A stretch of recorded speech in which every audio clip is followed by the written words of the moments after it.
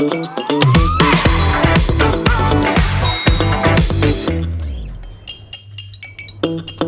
இல்லாம colour print பண்ணுங்க, அதுவும் மிக குறைஞ்ச விலையில. Epson eco tank printers. இது வெறும் ஃபேபுலஸ் இல்ல, இது டோட்டலி பிரிண்டபிளஸ்.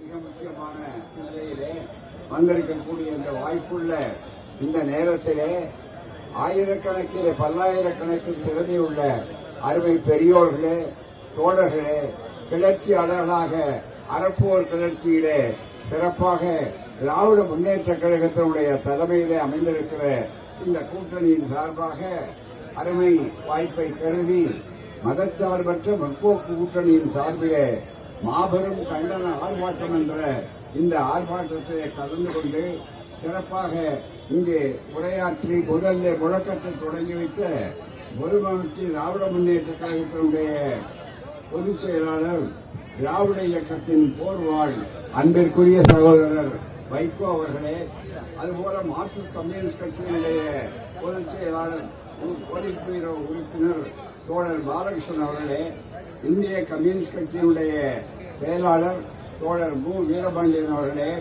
பேராசிரியர் இந்திய யூனியன் முஸ்லீம் அமைப்பினுடைய தலைவர் பேராசிரியர் காதர் மொய்தீன் அவர்களே, அது விடுதலை சிறுத்தைகள் கட்சியினுடைய தலைவர் இதற்குரிய எழுச்சி தமிழர் தொல் தலைவர், மனிதநேய மக்கள் கட்சியுடைய தலைவர் எம் ஜவஹர்லா அவர்களே, அதாவது கொங்குநாடு மக்கள் தேசிய கட்சியினுடைய பொதுச் செயலாளர் தோழர் ஈஸ்வரன் அவர்களே, பேராசிரியர் திராவிட இயக்க தமிழர் பேரணியினுடைய பொதுச் செயலாளர் அன்பிற்குரிய பேராசிரியர் சுகவீர பாண்டியன் அவர்களே, மக்கள் நீதி மையத்தின் பொதுச் செயலாளர் அருணாசலம் அவர்களே, தமிழ்நாடு விவசாயிகள் தொழிலாளர் கட்சியுடைய தலைவர் பொன் குமார் அவர்களே, அதுபோல சிறப்பாக இந்திய தமிழ் மாநில தேசிய கட்சியுடைய பொதுச் செயலாளர் திரு திருவாரூர் ராஜா அவர்களே, மற்றும் சிறப்பாக இங்கே வந்து சிறப்பிக்கின்ற அருமை தென்சந்தை தொகுதியினுடைய நாடாளுமன்ற பெருமதிப்பிற்குரிய அருமை சகோதரி தமிழச்சி தங்கபாண்டியன் அவர்களே, அதுபோல டாக்டர் கனிமொழி மாநில அமைப்பினுடைய கனிமொழி அவர்களே, மற்றும் இந்த நிகழ்ச்சியிலே கலந்து கொள்கிற அனைத்து இயக்கங்களை சார்ந்த பெரியோர்களே, தாய்மார்களே, நண்பர்களே, களங்கண்டிருக்கிற போராட்ட வீரர்களே, உரிமைக்கு குரல் கொடுக்கக்கூடிய மிக சிறப்பானவர்களாகிய உங்கள் அனைவருக்கும் அன்பார்ந்த தந்தை பெரியார் நினைவு நாளான 52வது ஆண்டு நினைவு நாளான இன்றைக்கு வணக்கத்தை தெரிவித்துக் கொள்கிறேன். நண்பர்களே, இன்றைக்கு தந்தை பெரியார் அவருடைய நினைவு நாள். நம்முடைய தலைவர்களிலே பலரும் அங்கே சென்றிருக்கிறார்கள். நான் இனிமேல் தான் அவர்களுக்கு முதலிலே வழிவிட்டு நான் செல்ல வேண்டும் என்று சொன்னாலும் கூட முதலிலே தந்தை பெரியார் அவர்கள் இருந்தால் அவர்கள் வாழ்நாள் முழுவதும் போராட்ட களத்தில் நின்றவர்கள். எனவே அவருடைய நினைவு நாளும் கூட இன்றைக்கு போராட்ட களத்திலே நடக்க வேண்டிய அளவிற்கு மிகப்பெரிய அளவிற்கு வாய்ப்பாக அமைந்திருக்கிறது. ஏராளமான தோழர்கள் தலைவர்கள் பேச இருக்கிறார்கள். அதிகம் பேச வேண்டிய அவசியமில்லை. 2 செய்திகளைத்தான் இங்கே சொல்லுகிறோம். 100 நாள் வேலை திட்டம் என்று அவர்கள் இதைத்தான் காலி செய்தார் என்று அழைக்காதீர்கள். வேலை திட்டத்தையே காலி செய்த அரசுக்கு பெயர்தான் ஆட்சி கொண்டவுடனே RSS ஆல் இயக்கப்படக்கூடிய பாஜக என்ற மோடி அரசு. நன்றாக நினைத்து பார்க்க வேண்டும். நெருக்கடி காலத்தில் அதாவது கோவிட் என்று சொல்லக்கூடிய அந்த நெருக்கடி அண்மையிலே 19 ஏற்பட்ட போது யார் அதிகமான வேலை இழந்தார்கள் என்று தெரியும் உங்களுக்கு. அதே நேரத்தில் அம்பானிகளும் அடானிகளும் ஒரு நாள் ஒன்றுக்கு 1000 கோடியை அவர்கள் சம்பாதித்தார்கள் என்று நினைக்கக்கூடிய அளவிற்கு நினைக்கிற போது யார் இந்த ஆட்சி யாருக்கானது? நடக்கக்கூடிய மோடி ஆட்சி யாருக்கானது?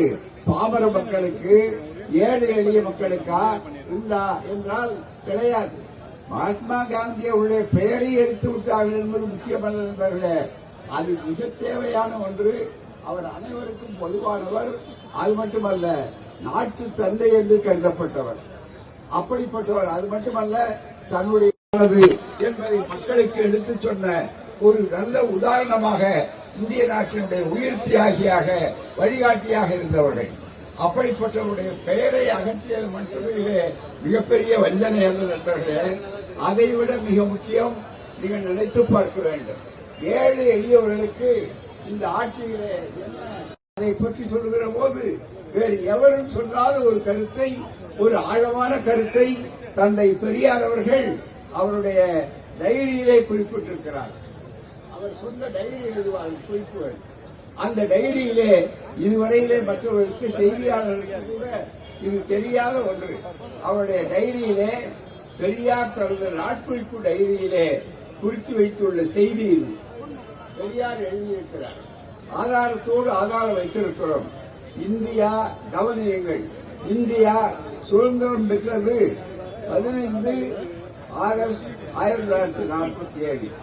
ஆனால் காந்தியார் கொல்லப்பட்டது, அவருடைய இடத்துல காந்தியார் கொல்லப்பட்டது 30/1/1948. அதாவது சுதந்திரம் பெற்ற 165ஆம் நாளில் அவர் கொல்லப்பட்டார். இந்தியாவை மதச்சார்பற்ற நாடு என்று சொன்னது காந்தி 7/12/1947. அந்த 7/12/47 அவர்கள் காந்தியார் அவர்கள் சொன்னார், இந்த நாடு மதச்சார்பற்றதாக இருக்க வேண்டும், அரசியலிலே மதத்தை கலக்கக்கூடாது. இதுதான் RSS கோட்சேக்களை உருவாக்கி கோட்சேக்களுக்கு பயிற்சி கொடுத்தார் என்பதை குறிப்பாக சொல்லி அதை வைத்தார்கள். கொல்லப்பட்டார். காந்தி இந்தியாவில் சுதந்திரம் பெற்றவுடனே பார்ப்பன நடத்தையை பார்த்து அவர் சுயமரியாதைக்காரராகிவிட்டார். அவர் கொல்லப்படாவிட்டால் இந்தியா சுயமரியாதை கொண்டுள்ள சமதர்ம நாடாக ஆகிவிடும் என்று பயந்தே அவர்கள் கொன்றார்கள் என்று தன்னுடைய குறிப்பிலே அவர்கள் பச்சையாக தன் மனதிலே பட்டதை யாருக்காகவும் தயக்காது அவர் சொல்லக்கூடுகிறார். இந்த செய்தி இன்னமும் அன்றைக்கு காந்தியாரை RSS பயிற்சி பெற்ற கோட்சே மிக முக்கியமாக அதை பயன்படுத்திக் கொண்டார் என்பது மட்டுமல்ல, அவரை மிகப்பெரிய அளவுக்கு இன்றைக்கும் அந்த வன்மத்தை RSS, பாஜக, மோடி அரசு கட்சி அதை அது தயங்கவில்லை, மறைக்கவில்லை. இதுதான் முதல் காரணம். இரண்டாவது காரணம் நண்பர்களே, வேலை வாய்ப்பு, ஏமாற்று வேலை. எப்போதுமே RSSக்கு ஹிடன் அஜெண்டா, மறைமுகமான ஒரு திட்டம், அதே போல வெளிப்படையான ஒரு பேச்சு இருக்கும். இரண்டுக்கும் சம்பந்தம் இருக்காது. அந்த வகையிலே இந்த திட்டத்திலே ஏதோ 125 நாள் கொடுப்பதை போல அவர்கள் சொல்லிக் கொண்டிருக்கிறார்கள் என்றால் நண்பர்களே, நீங்கள் புரிந்து கொள்ள வேண்டும், இது எவ்வளவு மோசமானது என்பதை இங்கே இருக்கிற மாத்திரம் நாங்கள் சொல்லவில்லை. இங்கே 25 வந்திருக்கிற ஒரு தகவல், dismantling Mahatma Gandhi scheme will be a historic error. அதாவது இதை ரத்து செய்திருக்கிற இந்த திட்டத்தை இது மிகப்பெரிய வரலாற்று பிழை. நான் சொல்வது இங்கே இருக்கிற கட்சிக்காரர்கள் அல்ல, அல்லது நம்முடைய திராவிட முன்னேற்ற கழகத்தினுடைய தலைவர் ஸ்டாலின் அல்ல, மற்றவர்கள் அல்ல. நன்றாக நீங்கள் புரிந்து கொள்ள வேண்டும். அல்லது ஒரு ராகுல் காந்தியோ சோனியா காந்தி அம்மையாரோ அல்லது மற்றவர்களோ சொல்லவில்லை. இதை யார் சொல்லுகிறார் என்றால் நன்றாக கவனியுங்கள். உலக அறிஞர்கள், உலக பொருளாதார நிபுணர்கள், இதை எடுத்து 10 பொருளாதார அறிஞர்கள், கல்வியாளர்கள் இதை சொல்லுகிறார்கள். மகாத்மா காந்தி தேசிய ஊரக வேலை உறுதி திட்டம் என்று இருக்கிறதே, அதை நீங்கள் செய்வது இருக்கிறதே மிகப்பெரிய வரலாற்று பிழை. எப்போது சொல்லுகிறார்கள்? வெளிநாட்டிலே, அமெரிக்காவிலே, ஜெர்மனியிலே, இன்னும் மற்ற இங்கிலாந்திலே இருக்கக்கூடிய பொருளாதார நிபுணர்கள், நோபல் பரிசு வாங்கிய பொருளாதார நிபுணர்கள் ஒரு கடிதம் எழுதியிருக்கிறார்கள். யாருக்கு? மோடி அரசுக்கு. ஓபன் லெட்டர் என்று சொல்லக்கூடிய ஒரு அறிக்கை எழுதியிருக்கிறார்கள். அதிலே அவர் தெளிவாக சொல்லி, a group of leading international economists and social scientists have called upon the government to reverse the imminent repeal of Mahatma Gandhi National Rural Employment Guarantee Act, warning that dismantling the scheme will be a historic error என்று சொல்லியிருக்கிறார்கள். ஆகவே வரலாற்று பிழை. அது மட்டுமல்ல, அடுத்து ஒரே ஒரு செய்தியை சொல்லி நான் விடைபெற விரும்புகிறேன். தலைவர்கள் இங்கே காத்துக் கொண்டிருக்கிறார்கள். அடுத்தது இந்த திட்டம் இருக்கிறதே, இந்த திட்டம் முழுக்க முழுக்க எப்படிப்பட்ட திட்டம் என்று சொன்னால், உலகிலேயே இந்த நிபுணர்கள் சொல்லுகிறார்கள், இந்தியாவிலே இருக்கிறவர்கள் சொல்லவில்லை, நம் நாட்டிலே இருக்கிறவர்கள் சொல்லவில்லை. நன்றாக கவனிக்க வேண்டும். இந்த செய்திகளை நீங்கள் சின்னையோரும் தெருவோரும் வீழ்தோறும் எடுத்து சொல்லக்கூடிய மிகப்பெரிய அளவிற்கு இந்த வாய்ப்புகளை உருவாக்கி காட்ட வேண்டும். மகாத்மா காந்தி தேசிய ஊரக உறுதி திட்டத்தின் மூலம் அந்த திட்டத்துடைய பெருமை என்னன்னு சொன்னால், வெளிநாட்டு நிபுணர்கள், அரசியல்வாதிகள் அல்ல, இவர்கள் ஓட்டு வாங்குவதற்காக அதுக்கு எதிர்ப்புக்காக அல்ல, அரசியல் வெளிநாட்டு நிபுணர்கள் சொல்லுகிறார்கள், உலகில் வறுமை ஒழிப்புக்கு இதுதான் முன்னுதாரணமான திட்டம் என்பதை தெளிவாக சொல்லுகிறார். இது ஒரு முன்னுதாரணமான திட்டம், உலகிலேயே முன்னுதாரணமான திட்டம். அந்த திட்டத்தை இவர்கள் எவ்வளவு கொச்சைப்படுத்தி அதை ரத்து செய்திருக்கிறார் என்றால், இதுதான் RSS, இதுதான் பாஜக, இதுதான் அதை எதிர்க்கிறோம் என்றால் இதுதான் திராவிடம், இதுதான் நம்முடைய திராவிட உணர்வாளர்கள், இது சமதர்ம மண், மதச்சார்பற்ற மண். அது கருத்து சொல்லுகிறார். வேலை இந்த திட்டத்துடைய அடுத்த சிறப்பு என்னவென்றால், வேலை வாய்ப்பை சட்டபூர்வ உரிமையாக்கியது இந்த வேலை திட்டம். இரண்டாவது அவர்கள் சொல்வது, இந்த 10 நிபுணர்கள் பொருளாதார கண்ணியத்தை, எக்கனாமிக் டிகினிட்டி என்ற வார்த்தையை போடுகிறார்கள், கண்ணியத்தை அடிப்படை உரிமையாக்கிறது. எனவே இந்த அடிக்கட்டுமானத்தை குறைப்பது புதிய சட்டம். ஆகவே தலைமையில பேர் என்ன வைக்கிறார், இங்க எல்லாரும் சொல்றது, இங்க ராமுக்கு வேலையே கிடையாது, போராடுங்க, ஹரே ராம், ஸ்ரீராம், ராஜா ராம், பதித்த பாவன சீதாராம் இதெல்லாம் வராதுன்னு தெரிந்தவுடனேதான் இப்ப இங்க எப்படியா சொன்னோம், அந்த திட்டத்தை கூப்பிடுறதுக்காக ஒய்ஜி ராம், ராம்ஜி, ராம்ஜி என்று சொல்லக்கூடிய அளவிற்கு சொல்ல வேண்டும் என்பதற்காக ஒரு சூழ்ச்சியும் அதில் உள்ளே நுழைக்கப்பட்டிருக்கிறது. 2023 பட்ஜெட்டிலேயே நிதியை கொடுத்தார்கள். தற்போது மாநில அரசுகளின் மீது நிதிச்சுமையை கொடுத்திருக்கிறார்கள். பணி நாட்களை குறைக்க அவர்களுக்கு உரிமை கொடுத்திருக்கிறார்கள். எல்லாவற்றையும் மாநில அரசின் மீது பணியை போட்டுவிட்டு கடைசியிலே அந்த மாநில அரசுகள் நாங்கள் வேண்டாம், எங்களால் நிதி சுமை தாங்க முடியவில்லை, நாங்கள் ரத்து செய்கிறோம், கைவிடுகிறோம் சொல்கிற உரிமையும் இந்த சட்டத்திலே இருக்கின்றது சொன்னால் அவருடைய உள்நோக்கம் என்ன புரிந்து கொள்ள வேண்டும் நண்பர்களே. ஆகவே இப்படிப்பட்ட ஒரு கருப்பு சட்டத்தை, இப்படிப்பட்ட ஒரு போக்கை, மதவெறியை உருவாக்கி மதக்கலவர்களை உருவாக்கலாம் என்பது ஒரு பக்கத்திலே, இன்னொரு பக்கத்திலே ஏழை எளியவர்களுக்கெல்லாம் இப்படிப்பட்ட லேட் வருகிறார். இல்லாவிட்டால் இந்த அரசு ஏழைகளுக்கு சலுகை கொடுக்கிறோம் என்று சொல்லிவிட்டு உயர்ஜாதி ஏழைகளுக்கு என்று வைத்தார்களே, அப்போதே இவருடைய முகமொழி கலந்து விட்டது, புரிந்து கொள்ள வேண்டும் என்று சொல்லி அடுத்து தலைவர்கள் தொடருவார்கள். இவ்வளவு பெரிய ஆர்ப்பாட்டத்தில் இது உரிமை முழக்கம்.